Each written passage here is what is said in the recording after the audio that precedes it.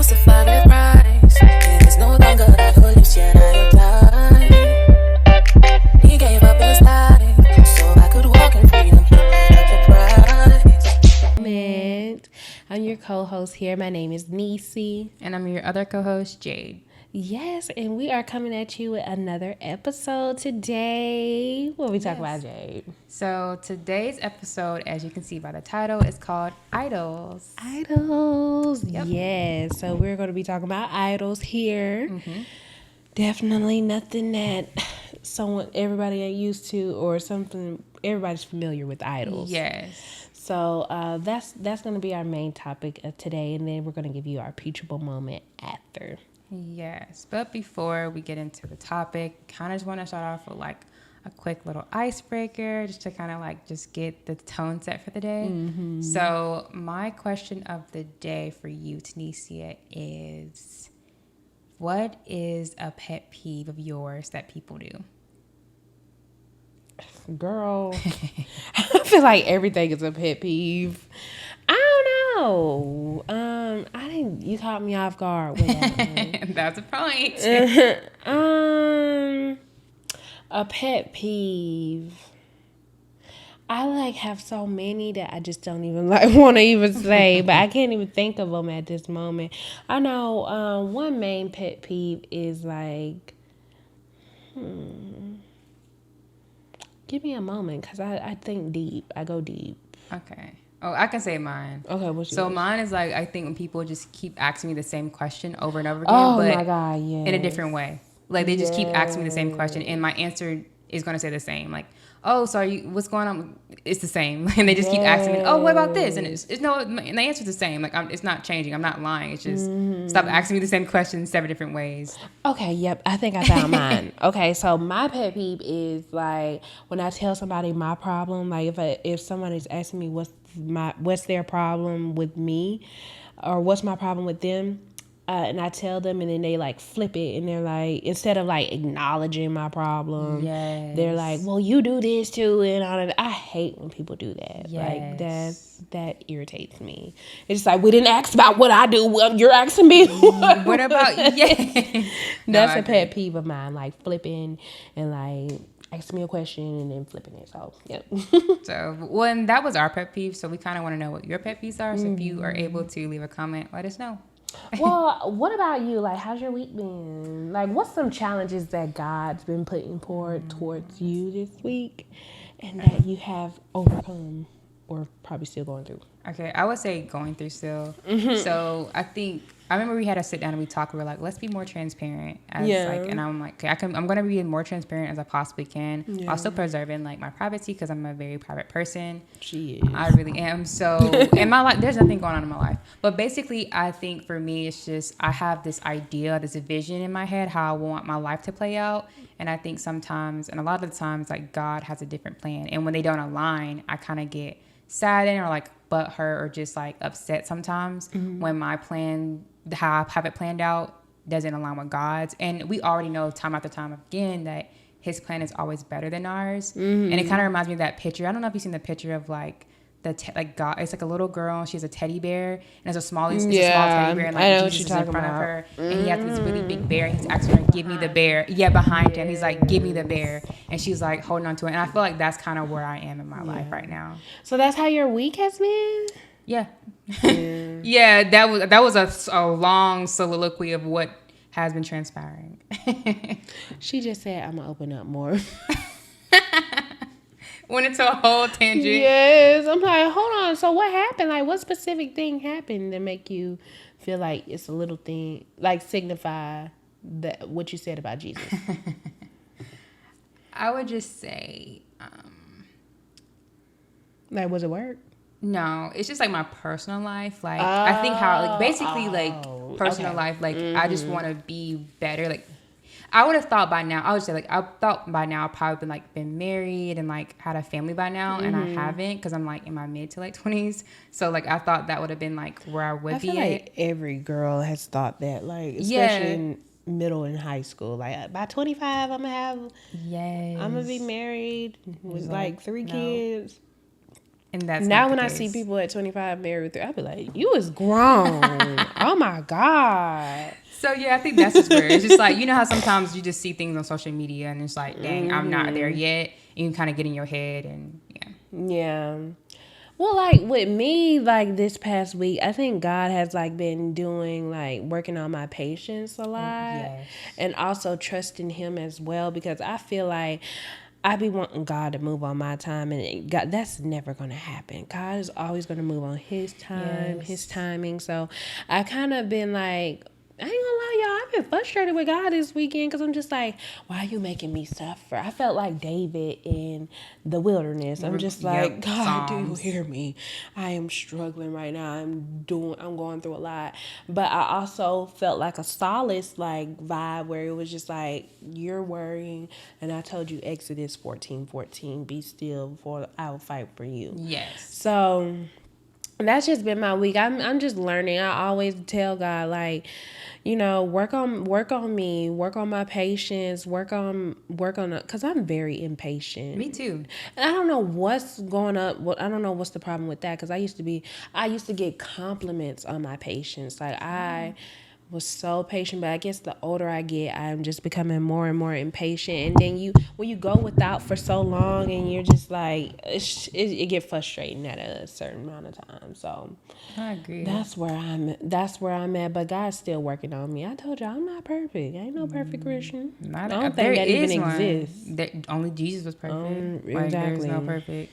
So like I feel as if like we say all the time, whenever one of us is going through something, the other is also We going through something. always, So yes, and it's like it be eerie similar a little bit. yeah, it really do. But My it's so sister, crazy. and it's my sister for real. Literally, but to make us closer, like Yes. So sometimes.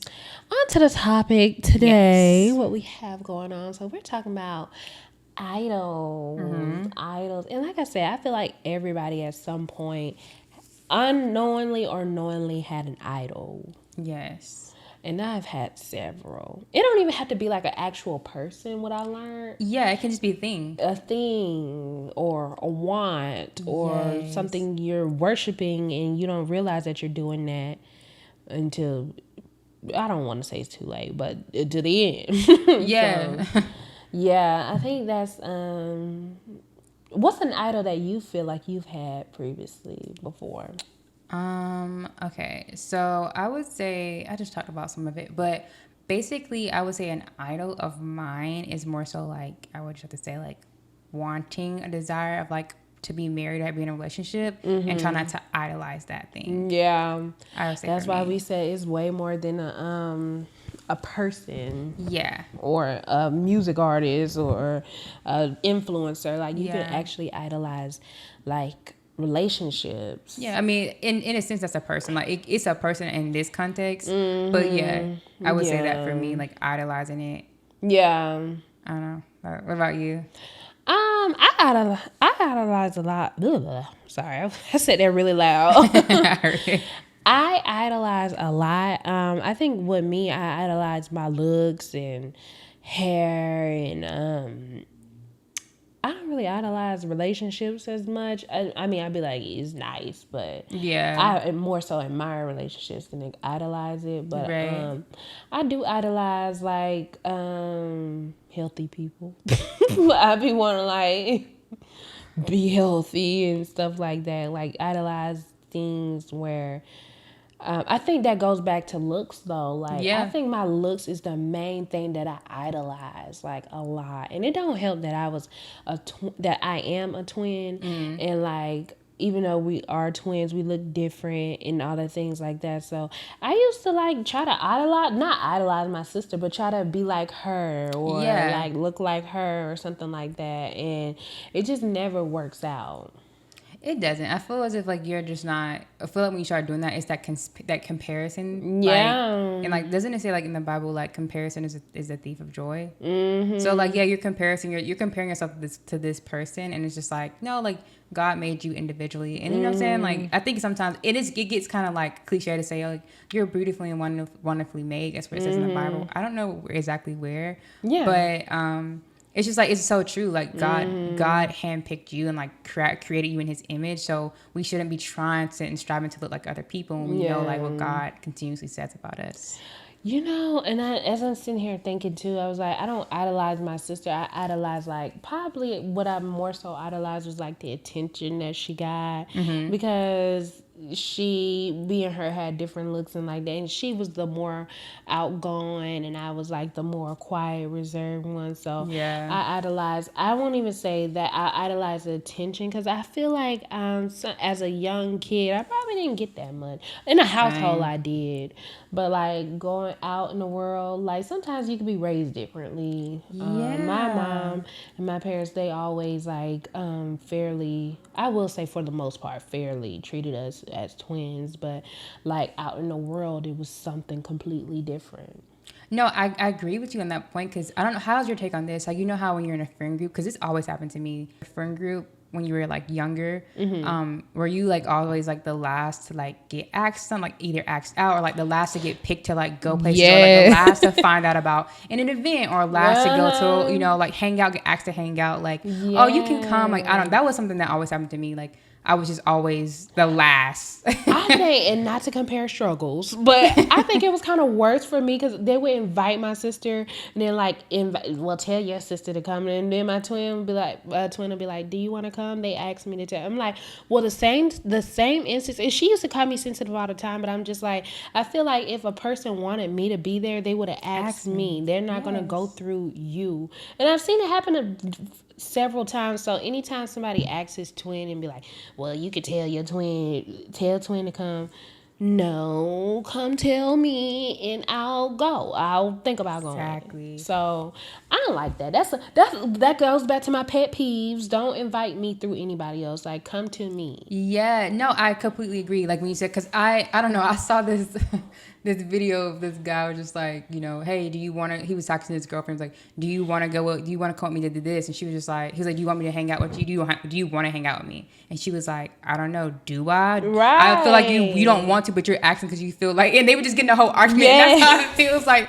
But no, I'm like very specific. Like, don't sharpshoot. I mean, I'm very much a sharpshooter, so don't like color code things with me and all that. Just type let of me stuff. know. Say, hey, blah blah blah. Like, hey, I want you. Hey, there's this event. Do you want to come? Like, hey, I would like for you to be there. I think it's just more communication wise. But also going back to that friend group, like I was like, not to compare struggles too, but like imagine finding out through your sister, and imagine only your sister being invited. And and they know like, y'all are twins. Yeah. So now she not going because I done made a man.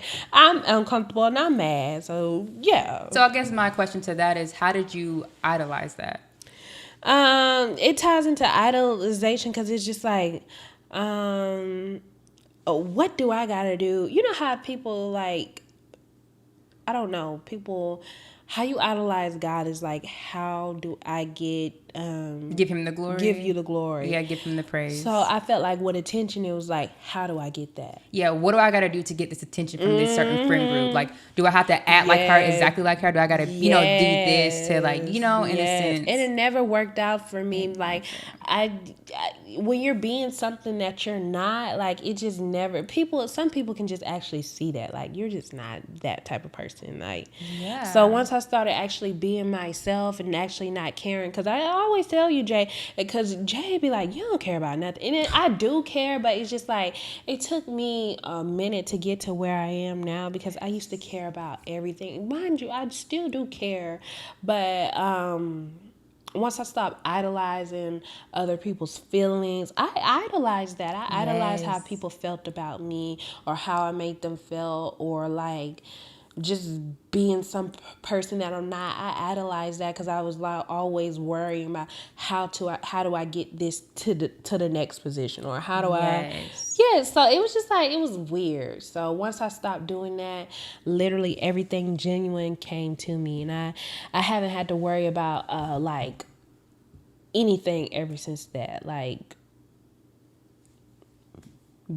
bad things or bad people, because I don't keep bad people around me, Yeah, no, I definitely agree, especially when it comes to like how you said, like trying to idolize them and being like, hey, how do I get to that? It's kind of almost like it says, like putting them above God. And like, I think a lot of times we don't even realize it. Like we're putting this particular thing where he said, it's like, we were talking about the friend group, or like you're comparing yourself to your sister, or like me with like, you know, desiring. It's okay to desire these things. So it's okay to desire, hey, I want to hang out with these people and I want to get invited to X, Y, and Z. It's okay to desire, like, hey, I want to have a relationship. I want to be married, X, Y, and Z. But once you start putting that above God and like making that your God and making it, putting it in on that pedestal, that's when it becomes like, okay, that's not okay. That's not biblically how God wants it to be. I agree.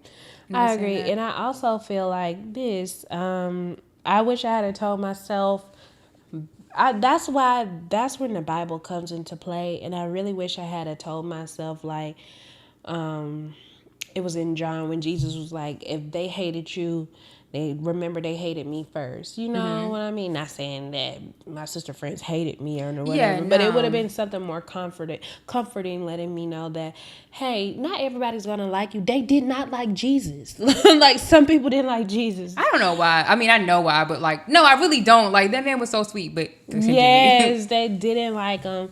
So like, if they didn't like him, what makes you feel like, you know, you any different? Exactly. So, not everybody's gonna like you. Exactly. And so that brings us to like our verse that's centered around today, what you were saying. It's Exodus 34:14, where it says, "For thou shalt not worship no other God, for the Lord, whose name is jealous, is a jealous God."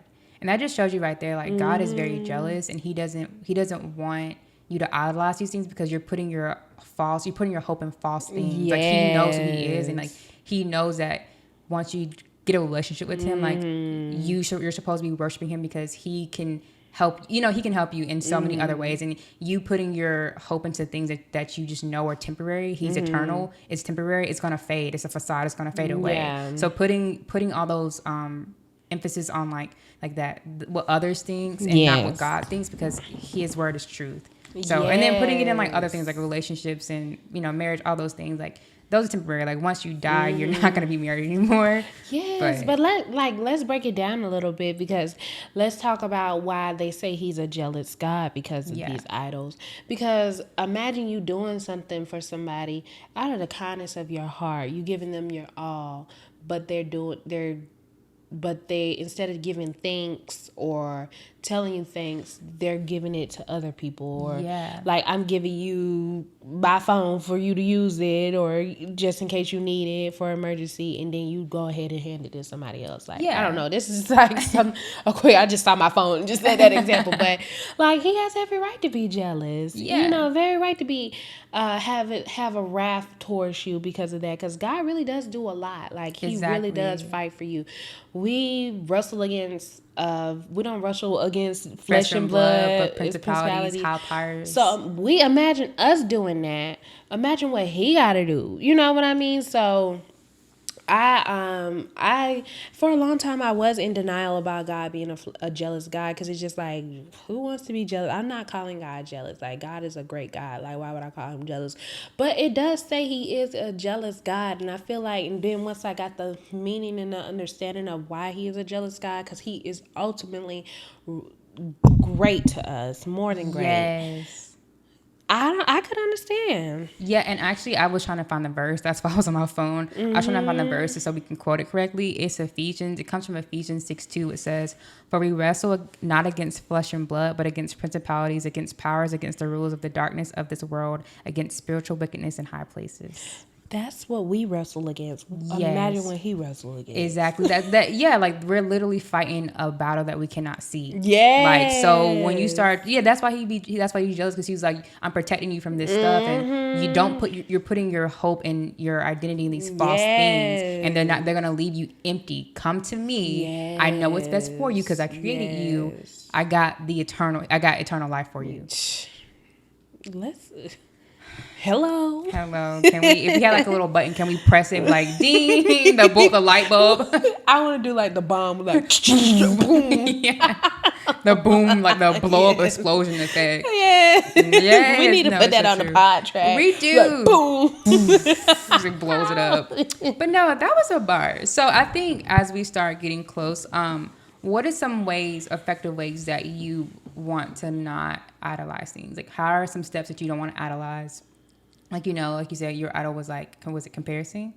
Comparison. Mm-hmm. So what are some ways that you feel God has spoken to you, like, don't compare, like, don't idolize this, take this off the idol? So what are ways that you're working on taking that as your idol off and putting that God back on the pedestal and having him as the idol? And I don't want to make it seem like it's this simple, but it really is. You got to pray about it.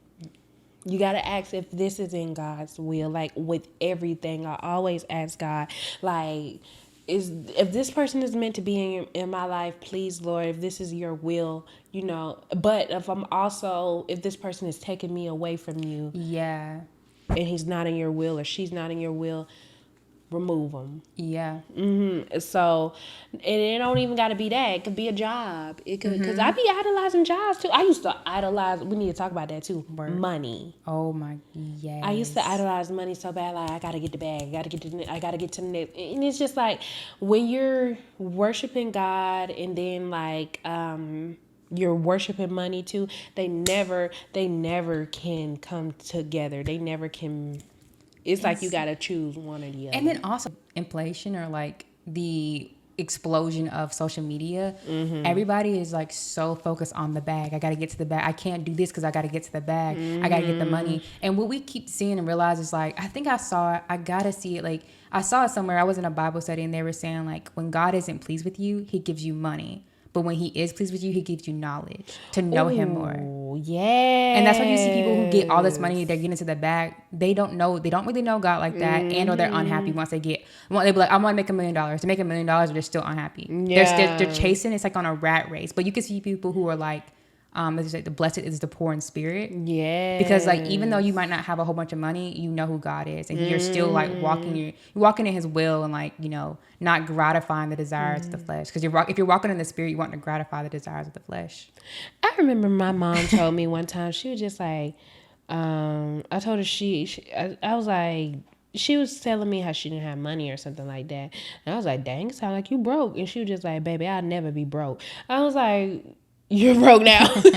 She was just like, because she was telling me she didn't have like money. I'm just like, you're kind of broke. Like, sound like you're broke. She was just like, oh my gosh, baby, I'll never be broke. She was like, as long as I got the Lord with me, as long as I'm rich in spirit, I will never be broke. And when she said that, she ate me up. I was like, ooh, you are so right. Because see, I never thought about that. You really can be rich in spirit. Like, you really can be like, have a lot of wisdom, knowledge,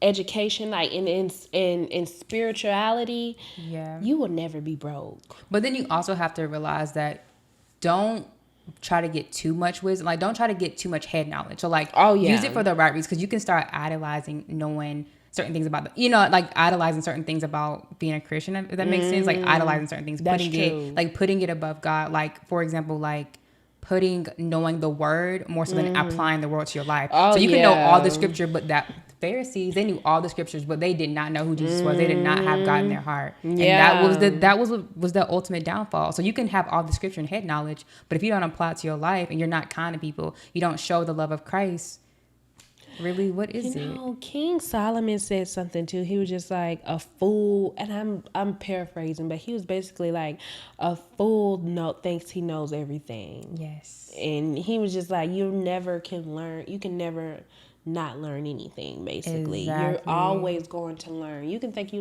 know it all, but you still... I'll take it back to Erykah Badu, because I ain't got nothing against her, but when she says a man that thinks he knows something knows he knows nothing at all, which is true. Mm-hmm. If you know something, you know you don't know everything. Exactly. So, and it's always room to grow, room to learn, all that type of stuff. So, yeah. I feel that's a good one, because a lot of Christians do idolize the Bible. Not saying nothing wrong with that, but they use it in a way to like condemn other people. Some people use it as that. And it's like you have your own issues, you have your own skills, you have your own idols that you just aren't really bringing forth to the picture. Right. I think we all do. I know I can say music for me too, because I love music. I love all type of music. Don't care what type of music, as long as it's good. But I used to idolize like the influencers, the YouTubers, the female rappers, getting to the bag, male rappers.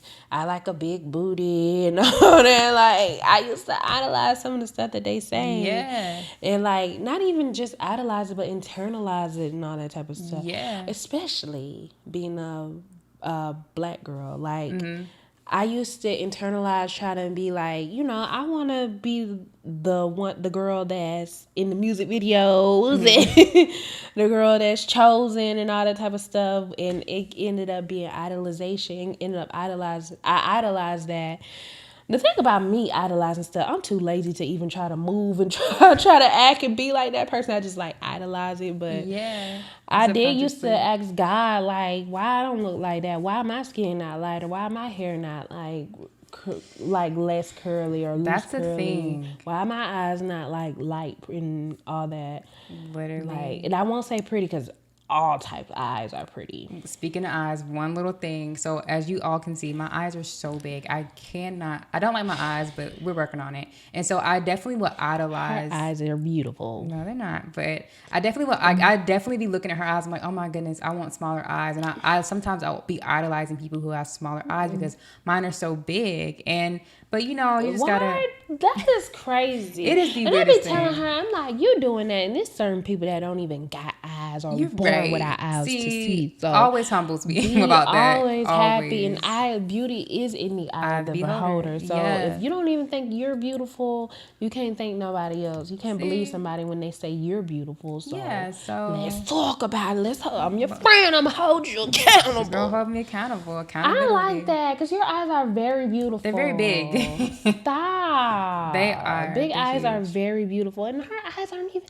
I've seen bigger. I've seen bigger, but they in are my family, big. and like literally, my eyes are huge. I was gonna say something, but I forgot we on camera. But you need to stop. So anyway, that was just a little tangent, but. So as we kind of draw this to a closure, this episode, is there what is your Peachable moment? Or is there any lasting words that you want to say before your Peachable moment? I can go on and on about my idols because I really do. We probably have to do a part 2. Yeah. Because I idolize a lot of things. But now as I've turned over a leaf, I think I won't say that I still don't because we all aren't perfect, but I can recognize that right away and pray about that and give it to God. And God, it literally does changes and transform me. Like, it's kind of like a conviction almost. Yes. Like, when God will be like, there you go again, idolizing a relationship and all that type of stuff, and I told you to wait. So it's always like that for me. So even podcasts and stuff, I'm like, wow, podcasts ain't got that many views. That's a thing. You know what? That is a thing. But that's just us being like transparent. Cause Christians get that like bad rep where we just perfect and we're not. I know I'm not. I'll say it when I say I'll keep it a stat with y'all. No, I'm completely not perfect at all. Flawed to the max. And not afraid to tell y'all. Yeah. Definitely. So that's our hot take, but like to draw in to the Peachable moment, it's always my Peachable moment would be give it to God. Like I think I say this all the time. Give it to God. I need to make like a shirt. Yeah, it's like literally give it to God. Like with the idols, like it's something you really do have to pray about. And it's easy for me to say give it to God, but it is something that you got to acknowledge and you got to catch yourself. Like, are you actually going that extra mile to try to look like this person, be this person, or get that attention, or get that, chase the bag and all that type of stuff?